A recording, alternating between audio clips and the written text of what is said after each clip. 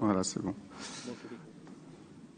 Oui, merci Monsieur le Président. C'est donc avec attention que nous avons pris connaissance de votre rapport sur la stratégie régionale en matière d'action internationale. On a déjà eu l'occasion d'en parler un petit peu ce matin lors du vote du budget avec les amendements. Et c'est vrai qu'à notre sens, ce rapport ne présente pas de stratégie à proprement parler, tant il reste de points en suspens. En réalité, seules quelques idées fortes en ressortent. Et le moins que l'on puisse dire, c'est que, une fois encore, vous ne manquez pas de montrer votre attachement idéologique, c'est bien de l'idéologie, au principe de fonctionnement de l'Union européenne. C'est d'ailleurs sur ce point que nous sommes le plus surpris. Parce qu'à vous lire, l'Union européenne serait l'alpha et l'oméga du développement des régions, notamment celui de la région Centre-Val de Loire. En dehors d'elle, point de salut. C'est un peu comme si l'histoire des nations européennes n'avait commencé et ne pouvait perdurer qu'à travers cette UE. Évidemment, il va de soi que nous ne partageons pas du tout, mais alors pas du tout, ce point de vue. Et contrairement aux caricatures trop souvent faites, y compris dans cet hémicycle, nous ne sommes pas anti-européens, pas plus que nous serions partisans d'une France rabougrie et refermée sur elle-même. Nous sommes au contraire favorables à un développement des relations culturelles et économiques avec les pays européens, mais par des échanges entre États souverains. Et c'est là la grande différence. Relations qui, d'ailleurs, ne devraient pas se cantonner aux seuls pays membres de l'Union européenne. Or, force est de constater que sur ce point particulier, votre rapport est en quelque sorte un aveu de faiblesse de la part de l'UE.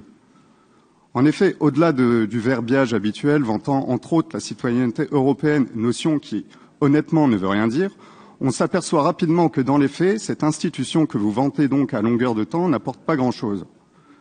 J'en veux pour preuve que la région Centre-Val-de-Loire n'entretient de partenariats stratégiques qu'avec seulement 3 régions européennes. Une en Allemagne, une en Pologne, une en République tchèque, et puis en fait c'est tout. L'Union européenne comprend, pour mémoire, pas moins de 28 pays et 274 régions. Alors oui, nous sommes en droit de relativiser votre européisme qui, une fois encore, relève davantage de l'idéologie mondialiste que du pragmatisme politique. Pour notre part, nous restons convaincus que l'action internationale, pour être efficace et cohérente, devrait être menée à l'échelle nationale avec implication des collectivités territoriales concernées, mais dans le cadre d'accords nationaux bilatéraux. Concernant le volet international, nous formulerons la même remarque. Il est écrit dans le rapport que l'action internationale de la région Centre-Val-de-Loire répond par la coopération et la solidarité aux grands défis environnementaux et sociaux, ce qui nous laisse tout de même un peu dubitatifs. Il est bien évident que les échelles régionales ne sont pas pertinentes pour répondre à ces immenses problématiques qui sont de l'ordre mondial. Et là encore, ce sont les États-nations qui sont les plus légitimes pour agir concrètement. D'autant que, dans le même temps, vous estimez que cette coopération doit être menée dans une logique de gagnant-gagnant et dans un souci de réciprocité et d'équilibre. Alors, permettez-nous de douter du caractère gagnant-gagnant, de la réciprocité et de l'équilibre des projets actuellement en cours à l'échelle internationale. Sur le papier, c'est évidemment louable, mais dans les faits, c'est beaucoup plus compliqué.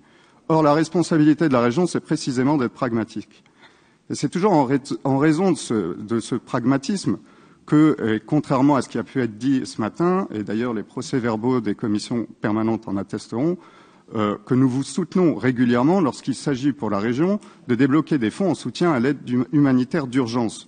Il s'agit là évidemment de mesures de bon sens que nous continuerons à soutenir.